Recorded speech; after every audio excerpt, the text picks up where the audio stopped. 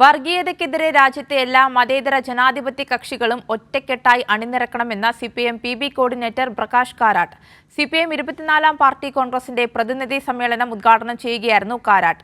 നവ ഉദാരീകരണ നയങ്ങൾക്കെതിരെ ബദൽ നയങ്ങൾ നടപ്പിലാക്കി മികച്ച ഭരണം നടത്തുന്ന കേരള സർക്കാർ മാതൃകയാണെന്നും കാരാട്ട് പറഞ്ഞു. ലോകവും രാജ്യവും നേരിടുന്ന വെല്ലുവിളികൾ ചൂണ്ടിക്കാണിച്ചുകൊണ്ടുള്ളതായിരുന്നു പ്രകാശ് കാരാട്ടിന്റെ ഉദ്ഘാടന പ്രസംഗം. ഹിന്ദുത്വ വർഗീയതയുടെയും കോർപ്പറേറ്റ് വൽക്കരണത്തിന്റെയും മിശ്രിത രൂപമാണ് മോദി സർക്കാർ എന്ന് പ്രകാശ് കാരാട്ട് പറഞ്ഞു. മോദി സർക്കാരിനെതിരെ CPIന്റെ നേതൃത്വത്തിൽ ഒട്ടേറെ പ്രക്ഷോഭങ്ങൾ നടന്നു. പാർട്ടിയുടെ ശക്തിയും സ്വാധീനവും വർദ്ധിപ്പിക്കണം.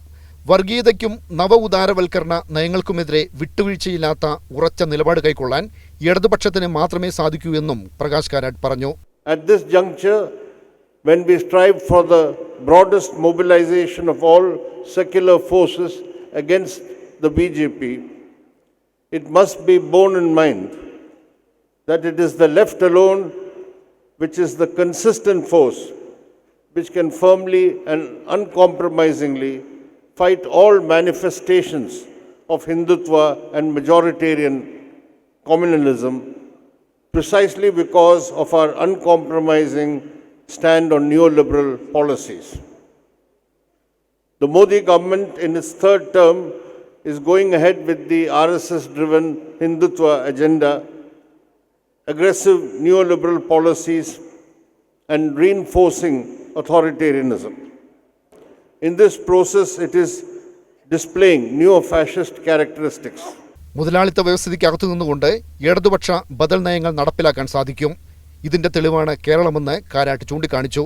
The LDF government in Kerala has been in the forefront in opposing the anti-people policies of the central government. Because the LDF government has sought to implement alternative policies, it is facing hostility and discrimination by the union government.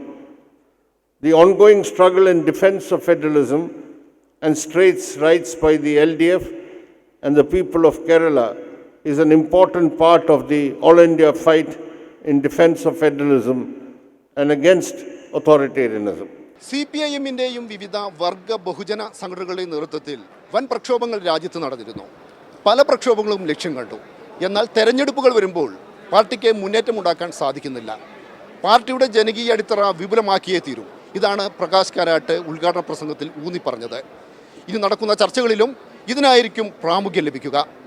മധുരയിലെ സമ്മേളന നഗരിയിൽ നിന്ന് cameraman Saju കാഞ്ഞിരംകുളത്തിനൊപ്പം K. Rajendran.